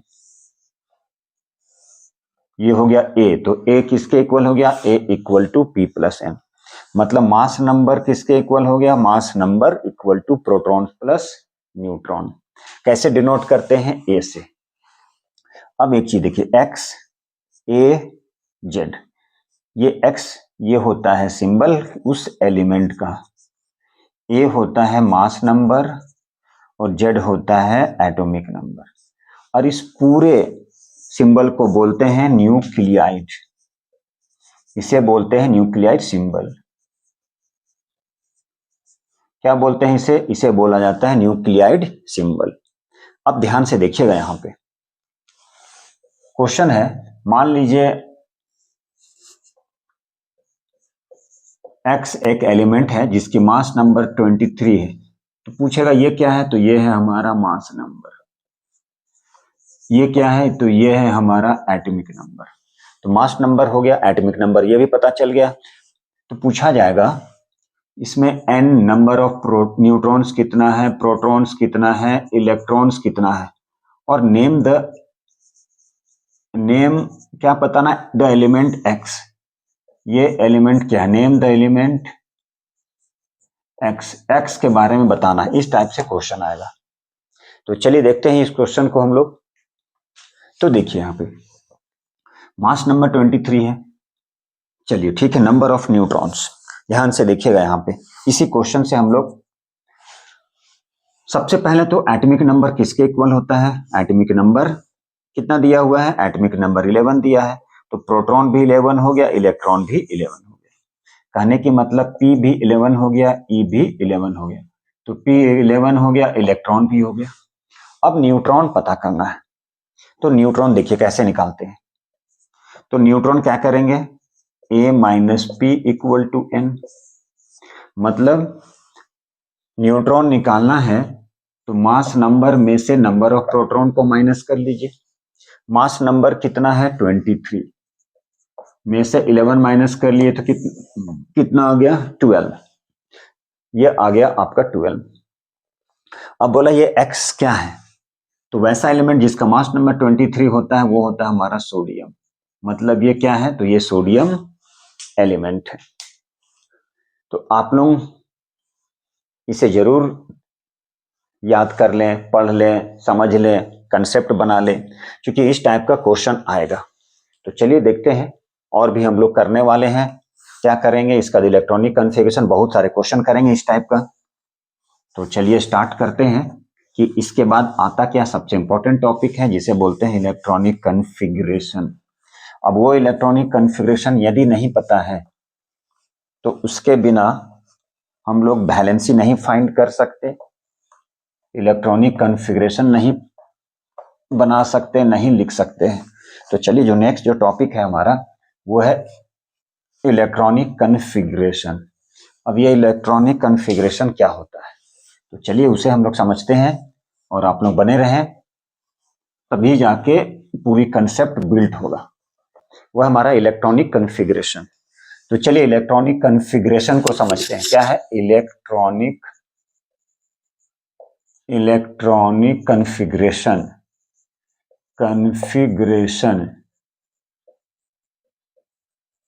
तो देखिए इलेक्ट्रॉनिक कॉन्फ़िगरेशन है क्या, इलेक्ट्रॉनिक कॉन्फ़िगरेशन, तो इलेक्ट्रॉनिक कॉन्फ़िगरेशन क्या है, ये इलेक्ट्रॉनिक कॉन्फ़िगरेशन का मतलब होता है arrangement of electron in an orbit. Electron को कैसे अरेंज करते हैं किसी भी ऑर्बिट में या सेल में, अरेंजमेंट ऑफ इलेक्ट्रॉन, लेकिन कहां पे, ऑर्बिट पे, सेल पे, किसी भी ऑर्बिट पे या किसी भी सेल पे इलेक्ट्रॉन को अरेंज करना, इलेक्ट्रॉन को अरेंज करना यही कहलाता है इलेक्ट्रॉनिक कॉन्फ़िगरेशन। अब इससे समझते हैं हम लोग, अब ये इलेक्ट्रॉनिक कॉन्फ़िगरेशन से क्या फायदा है। इस कॉन्फ़िगरेशन से आप वैलेंसी फाइंड कर सकते हैं, वैलेंस इलेक्ट्रॉन फाइंड कर सकते हैं, नंबर ऑफ क्या फाइंड कर सकते हैं, वैलेंसी, वैलेंस इलेक्ट्रॉन किस ग्रुप में है और किस सेल में है या किस ऑर्बिट में, कितने ऑर्बिट। तो चलिए देखते हैं, पहले हम लोग समझते हैं इलेक्ट्रॉनिक कॉन्फ़िगरेशन। अब जब इलेक्ट्रॉनिक कॉन्फ़िगरेशन है, पता करना है, फाइंड करना है, तो आपको एटॉमिक नंबर आना पड़ेगा। एटॉमिक नंबर का ही हम लोग इलेक्ट्रॉनिक कॉन्फ़िगरेशन फाइंड करते हैं, मास नंबर का नहीं, इस चीज को याद रखना। तो अरेंजमेंट ऑफ इलेक्ट्रॉन कैसे, जैसे सबसे सिंपल सा हम एक एग्जांपल लेते हैं, मान लेते हैं सोडियम है 2311, मतलब ये क्या है, मास नंबर, ये है एटॉमिक नंबर। तो एटॉमिक नंबर का ही इलेक्ट्रॉनिक कॉन्फ़िगरेशन फाइंड किया जाता है। तो फाइंड करने का कुछ रूल होता है, तो चलिए पहले हम डायरेक्ट देखते हैं। जैसे कहता क्या है ये कि maximum number of electron that can be accommodated in an orbit is 2n²। Maximum number of electron जो होगा किसी भी सेल में वो किसके इक्वल होगा, 2n²। अब ये होता क्या है, 2n² क्या है, ठीक है। फिर बोला जाता है मैक्सिमम नंबर ऑफ इलेक्ट्रॉन जो होगा आउटर मोस्ट सेल में कितना होगा, 8 से ज्यादा नहीं हो सकता है, और वो भी क्या, जब तक इनर सेल फिल नहीं होगा आउटर मोस्ट सेल नहीं जाएगा। इनर सेल जब तक फिल नहीं होगा आउटर मोस्ट सेल में हम इलेक्ट्रॉन नहीं रख सकते। तो चलिए समझते हैं क्या है ये, तो चलिए इसको देखिए। तो पहला क्या है, मैक्सिमम नंबर ऑफ इलेक्ट्रॉन। तो ये कितना है, maximum number of electron in an orbit कितना होता है, मैक्सिमम नंबर 2n² के इक्वल। अब ये n क्या है, तो n होता है नंबर ऑफ सेल या ऑर्बिट। ये किस में, whole number 1 2 3 4 dot dot dot इस तरह से हो सकता है। तो चलिए पहले समझते हैं। मान लीजिए n इक्वल टू 1 पुट करते हैं, n की वैल्यू क्या डाल दिए, 1 डाल दिए। देखिए यही ऑर्बिट है, ये सेल k है, ये l है, ये m है, एंड सो ऑन, मतलब n की वैल्यू पुट करते हैं, चलिए 1, तो क्या हो गया 2 इंटू 1 की स्क्वायर का मतलब 2, मतलब फर्स्ट ऑर्बिट के में कितना रहेगा, 2 इलेक्ट्रॉन मैक्सिमम। कितना इलेक्ट्रॉन, 2 इलेक्ट्रॉन। n की वैल्यू को आप 2 पुट कीजिए तो क्या हो गया 2 इंटू 2 की स्क्वायर, कितना हो गया 8 इलेक्ट्रॉन। तो नेक्स्ट में कितना आएगा 1 2 3 4 5 6 7 8, कितना electron, maximum 8 electron. Number third n equal to 3, n equal to 3, तो 2 इंटू 3 की स्क्वायर का मतलब 18 इलेक्ट्रॉन।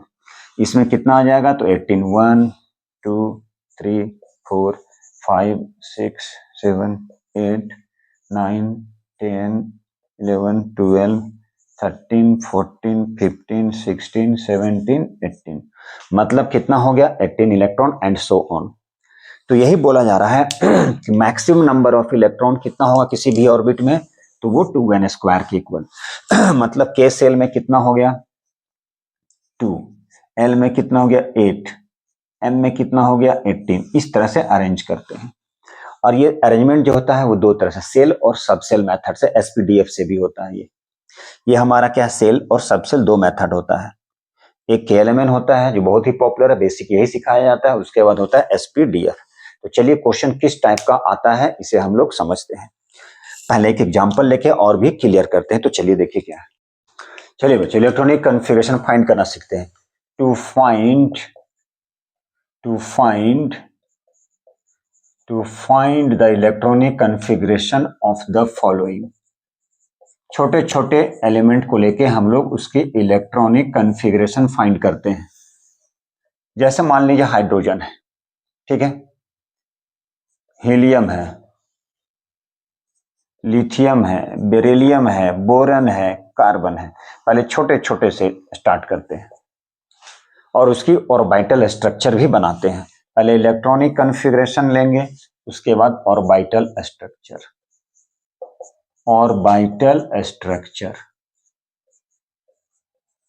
देखिए electronic configuration and orbital structure.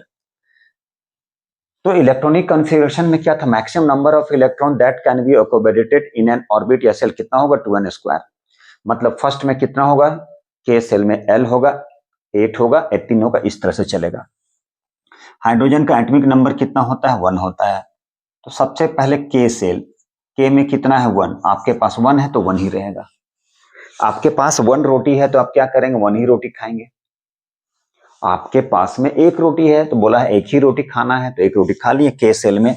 यदि इसकी ऑर्बिटल स्ट्रक्चर आप बनाएंगे तो कुछ इस तरह का बनेगा। पहला सेल ये हो गया हमारा हाइड्रोजन। ऐसे अंदर में आप दो तरह से लिख सकते हैं। क्या लिख सकते हैं, नंबर ऑफ प्रोटॉन्स लिख सकते हैं, न्यूट्रॉन तो होता नहीं है तो डायरेक्ट हम प्रोटॉन लिख देते हैं। तो चलिए 1 प्रोटॉन किसका हो गया, ये हाइड्रोजन का, एक ही इलेक्ट्रॉन है तो एक ही इलेक्ट्रॉन आया यहाँ पे। दूसरा हीलियम, हीलियम में कितना होता है 2, तो के एल, के में कितना है 2, मैक्सिमम नंबर ऑफ इलेक्ट्रॉन कितना होगा, आपके पास 2 है तो सिर्फ 2 ही होगा। तो यहाँ पे 2 कर दिए। अब इसकी ऑर्बिटल बनाना है तो चलिए 2 है तो किस सेल में आएगा, के एल, मतलब कितना प्रोटॉन्स हो गया, तो इसमें कितना प्रोटॉन हो गया, 2 प्रोटॉन हो गया। कितना आएगा, ये 2 प्रोटॉन, 1 2, 2 इलेक्ट्रॉन। कितना इलेक्ट्रॉन हो गया, तो 2 इलेक्ट्रॉन। आपके पास में 2 ही इलेक्ट्रॉन है तो इसलिए फर्स्ट ऑर्बिट में कितना आएगा, के में सेल में कितना आएगा, 2 आएगा। कितना आएगा, के में 2 आएगा। अच्छा हीलियम, हाइड्रोजन हीलियम, लिथियम में कितना हो गया 3, ध्यान से देखिएगा यहाँ पे आपके पास में कितना है, आपके पास में है 3, लेकिन कंडीशन क्या है कि पहले में कितना आना चाहिए, 2 इलेक्ट्रॉन ही आएगा, पहले में 2 आएगा फिक्स्ड, आपके पास 3 है तो वो सेकेंड वाले ऑर्बिट में चला जाएगा, मतलब एल में कितना आ गया 1। ध्यान से देखिए, एल में कितना आ गया 1। ठीक है, अभी हम बात करेंगे वैलेंसी और वैलेंस इलेक्ट्रॉन की भी, एक ही साथ में सारा हो जाएगा। तो अब इसकी ऑर्बिटल स्ट्रक्चर, पहला दूसरा, ध्यान से देखिएगा, ये होता है के सेल, ये होता है एल, तो के में कितना इलेक्ट्रॉन, 2 इलेक्ट्रॉन, एल में कितना है 1 इलेक्ट्रॉन। ठीक है, अब ये कितना हो गया, यहाँ पे 3 प्रोटॉन। जितना नंबर ऑफ, इसे बोलते हैं जितना नंबर एटॉमिक नंबर होगा उतना ही नंबर ऑफ प्रोटॉन्स, उतना ही नंबर ऑफ इलेक्ट्रॉन होता है। तो कैसे अरेंजमेंट कर रहे हैं, इसका अरेंजमेंट कैसे हो रहा है, के सेल में 2 ही इलेक्ट्रॉन है तो 2 डाल दिए पहले में, बाकी रेस्ट क्या बचा 1, तो 1 बाहर रख दिए हम आउटर मोस्ट ऑर्बिट में। जब तक इनर फुलफिल नहीं होगा आउटर मोस्ट नहीं जाएगा, वो नेक्स्ट वाले ऑर्बिट में कदम नहीं रखेगा।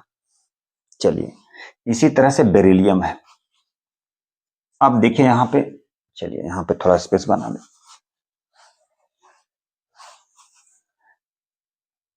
बेरिलियम कितना होगा 4, तो के और एल पहले ऑर्बिट में रूल था, रूल के अकॉर्डिंग कितना जाएगा पहले ऑर्बिट में, तो पहले में 2 जाएगा, दूसरे में कितना जाएगा 8 जाएगा। कैसे मालूम चला, मैक्सिमम नंबर ऑफ इलेक्ट्रॉन की formula 2n²। Maximum number of electron कितना होगा, तो मैक्सिमम नंबर ऑफ इलेक्ट्रॉन होगा 2n²। 2n², मतलब 2 × 2 की स्क्वायर 8 इलेक्ट्रॉन। ठीक है, यहां पर आपके पास कितना है 4, आपके पापा आपको 4 रोटी दे दिए हैं, बोले बेटा ऐसा है कि पहला बार में आपको 2 ही खाना है, फिर जो बचेगा आप लास्ट में खा लेना, जल्दीबाजी ने एक ही बार में 4 रोटी नहीं खाना है, कहने की मतलब है। तो क्या करेगा, वो 2 रोटी पहले खाया, पहले सेल में 2 ही रखना है, अब उसके पास में 2 और बच गया तो नेक्स्ट वाले में नेक्स्ट टाइम खा लेगा, मतलब ये इस तरह से करना होता है। पहले में 2, दूसरे में 8 इलेक्ट्रॉन, तीसरे में 18, लेकिन बहुत सारा इसमें डिफरेंट आएगा, अभी तो आने वाला है। आउटर मोस्ट मैक्सिमम उसके पास 18 रख सकता है, उसके पास कैपेसिटी है मैक्सिमम रोटी खाने का, लेकिन वो खा नहीं सकता है। ठीक है, वो उसके बारे में बाद में बात करेंगे हम लोग। तो ये बेरिलियम में कितना हो गया 2, अब इसके ऑर्बिटल स्ट्रक्चर बनाना है, तो पहले में 2, दूसरे में भी 2 आ गया, क्योंकि उसके पास कितना था 4 ही रोटी था, तो कितना नंबर ऑफ प्रोटॉन हो गया 4 प्रोटॉन हो गया। ठीक है, बेरिलियम। अब चलते हैं बोरन। इस तरह से आप ऑर्बिटल स्ट्रक्चर बना सकते हैं। ये ऑर्बिटल स्ट्रक्चर हो गया, और ये क्या हो गया इलेक्ट्रॉनिक कॉन्फ़िगरेशन। ठीक है, आगे हम बात करेंगे इसी टॉपिक में वैलेंसी और वैलेंस इलेक्ट्रॉन के बारे में भी। तो चलिए देखिए यहाँ पे, अब हम लोग बात करते हैं, मान लीजिए बेरिलियम बोरन है। ठीक है, कितना हो जाएगा 5, तो आप बना सकते हैं के एल, पहले ऑर्बिट में 2, बाकी रेस्ट जो बच गया 2 खा लिए तो 3 बच गया, तो 3 हो गया। ये एक चीज याद रख लीजिएगा, आउटर मोस्ट ऑर्बिट में जो इलेक्ट्रॉन होता है, ये जो आउटर मोस्ट में है ऐसे, पहले में 2, दूसरे में 3।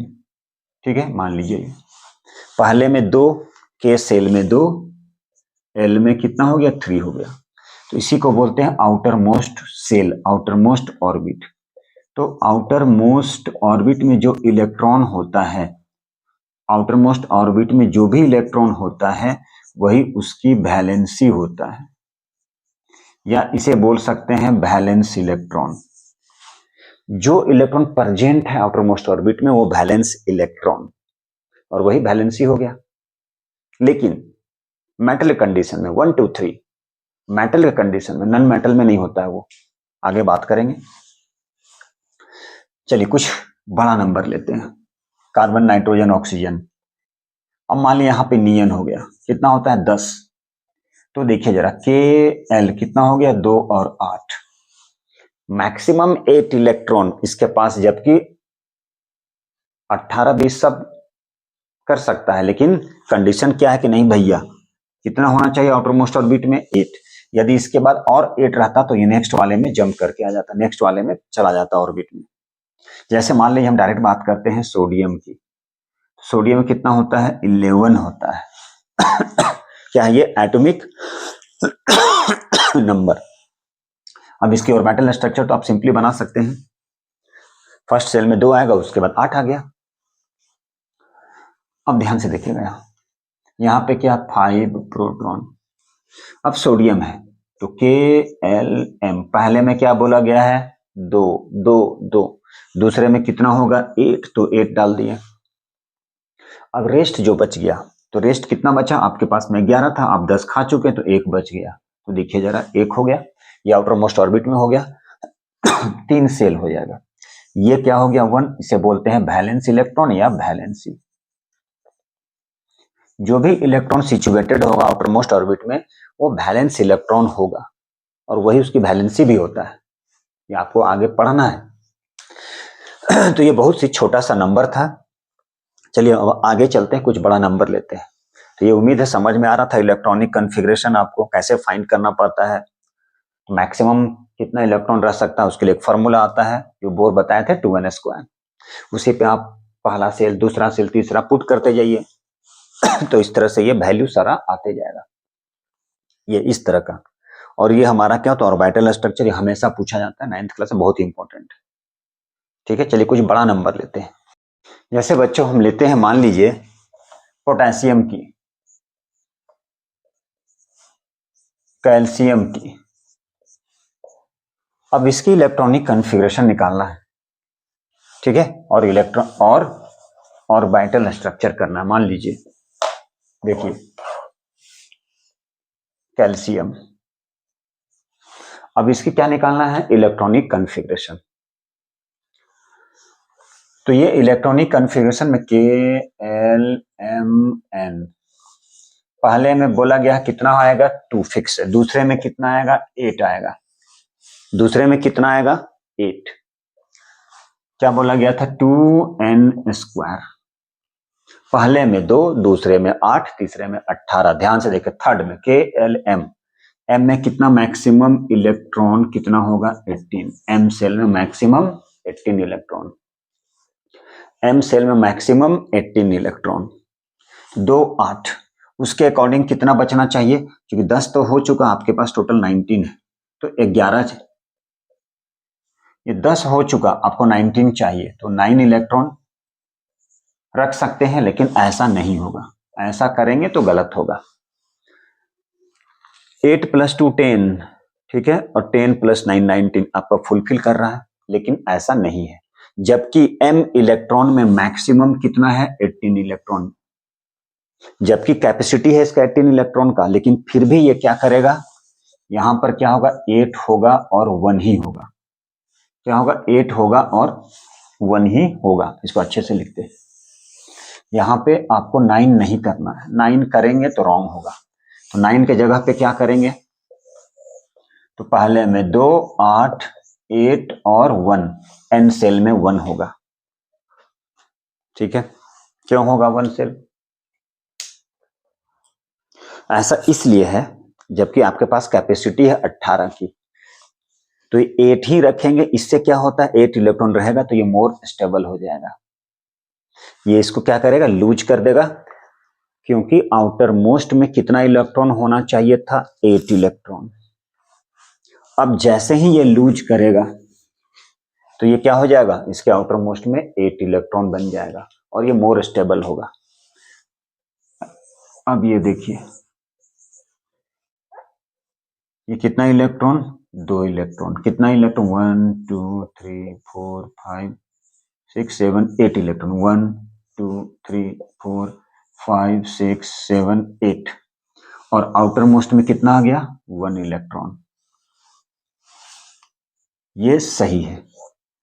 ऐसा m सेल में जबकि कैपेसिटी 18 की है लेकिन फिर भी 8 इलेक्ट्रॉन ही रखना है, ऐसा करने से क्या हो जाएगा ये ज्यादा स्टेबल होगा।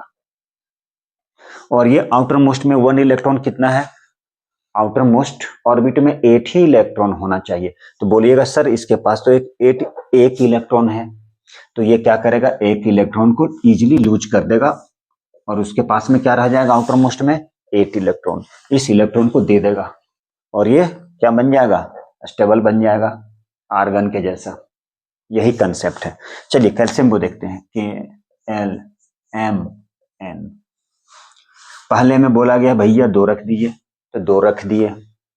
दूसरे में भी बोला है 8 रख दीजिए, ज्यादा, इससे ज्यादा एक्सीड नहीं करना है, जबकि कैपेसिटी तो बनता है 2 8। सेकेंड में क्या है भैया 8 ही बोला है, सेकेंड में 8 ही बोला है तो 8 डाल दिए सेकेंड में। तीसरे में बोला नहीं 18 रहेगा, तो भाई हम 18 नहीं डाल सकते, उसके पास 18 की कैपेसिटी है।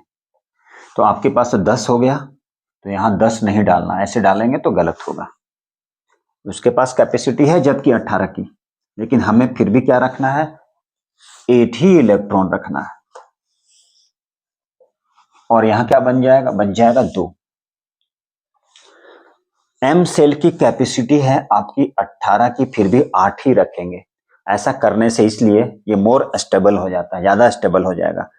और आउटर मोस्ट का जो ऑर्बिट है, जो इलेक्ट्रॉन है आउटर मोस्ट में, उसको हटा देगा, उसको दे देगा दूसरे को, ताकि उसके पास में 8 ही इलेक्ट्रॉन रहे। यदि इस तरह का होगा तो आपको ऐसे बनाना है, एम सेल में 8 ही रखना है, 18 नहीं, कैपेसिटी उसको 18 की है, 8 ही रखेंगे।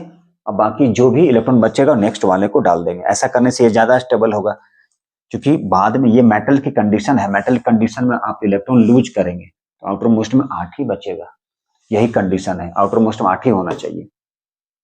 तो सर इसके पास तो 2 ज्यादा है, तो क्या करेगा, 2 ज्यादा दूसरे को दे देगा वो। अब लेगा कौन, ऑक्सीजन ले लेगा। ये ऑक्सीजन का आउटर मोस्ट में कितना होता है, 6।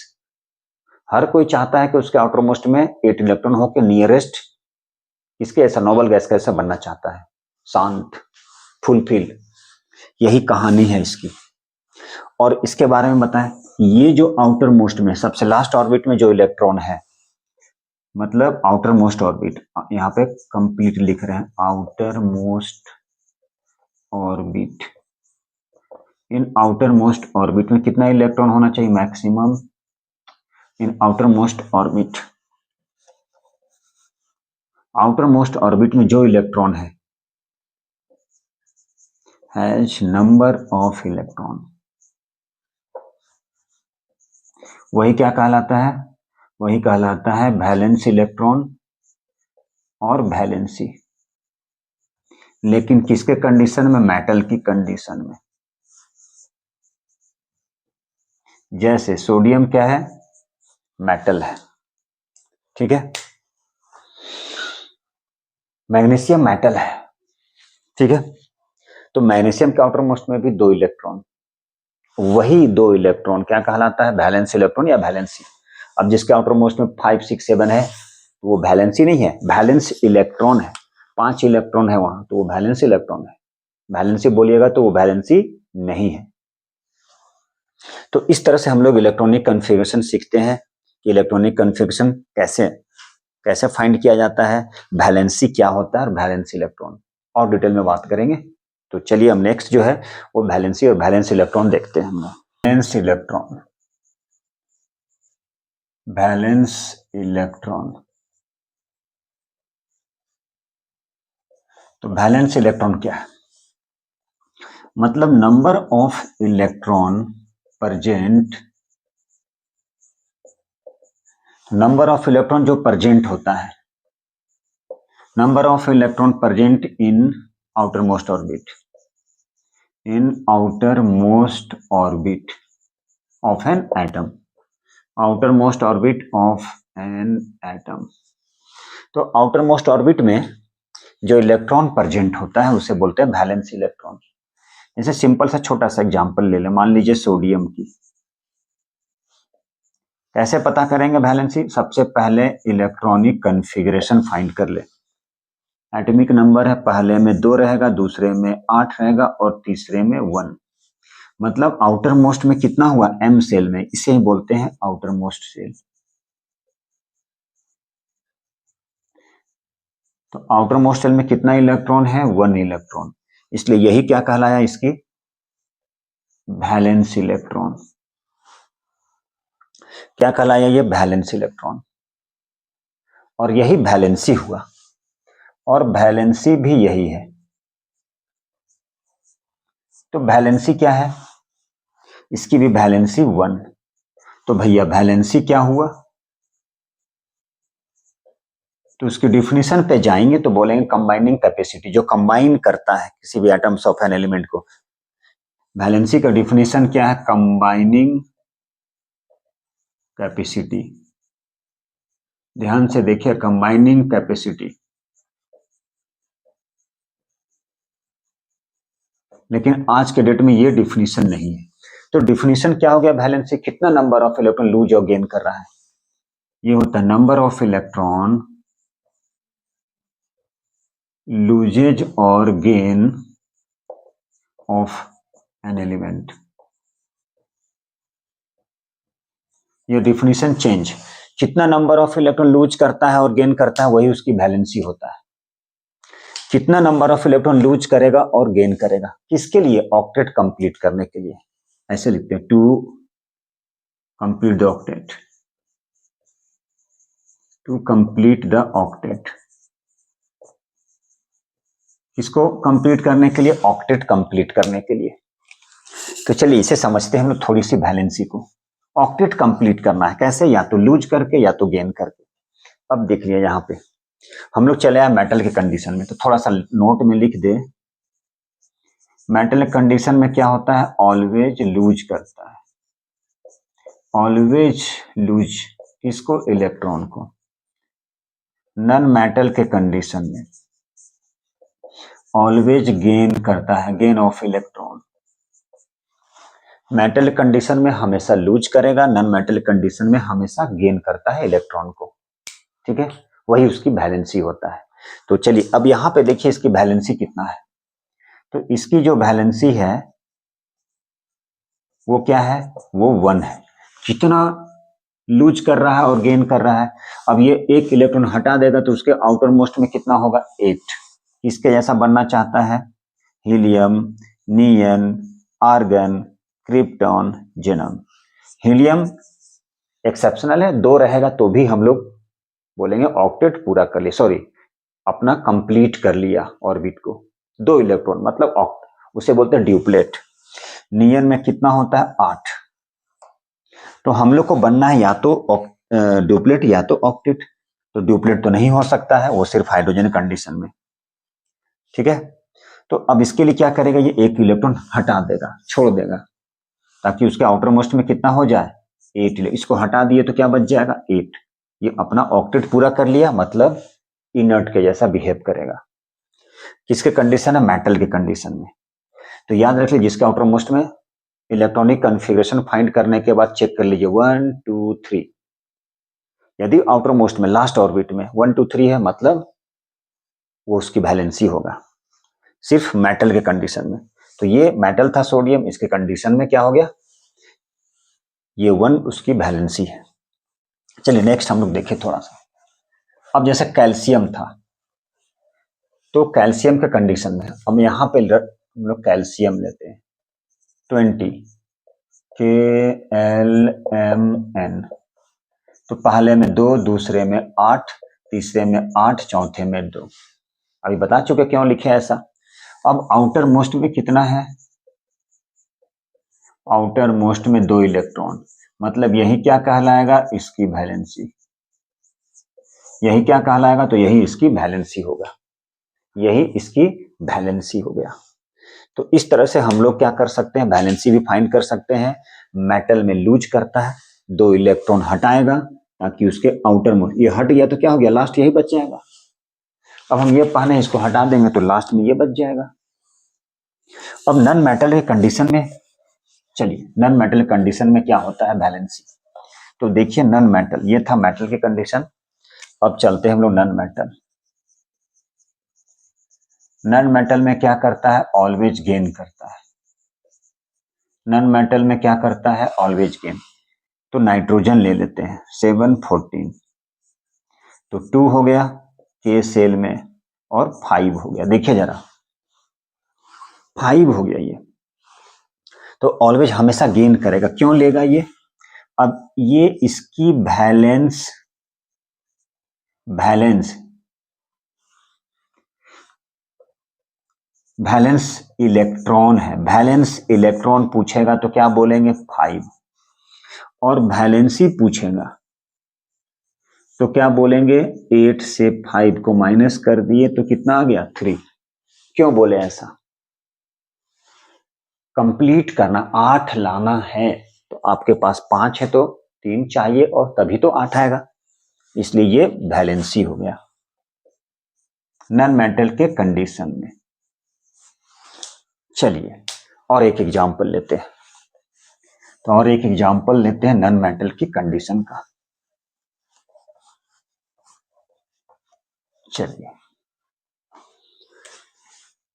क्या था ये नाइट्रोजन, अब हम लेते हैं ऑक्सीजन 16(8) KL, पहले में ऑलवेज 2, कितना बच गया 8 था आपके पास, 2 खा गए तो 6 बच गया। ये बोल सकते हैं वैलेंस इलेक्ट्रॉन, बट आपको बोलना है वैलेंसी कितना होगा, वैलेंसी कितना होगा, आपको 8 लाना है तो क्या चाहिए 2 और चाहिए, तो इसलिए ये उसकी वैलेंसी हुआ। आगे चल के बहुत सारे बात करेंगे हम लोग, बहुत सारे क्वेश्चन करेंगे वैलेंसी, आइसोटॉप्स, आइसोबार, आइसोटोन, सबके बारे में। तो आज इतना ही काफी है, नेक्स्ट वीडियो और भी इंटरेस्टिंग होगा, बहुत सारे क्वेश्चन को सॉल्व करेंगे, इसलिए आप लोग जरूर देखें इस चैनल को। Thank you very much.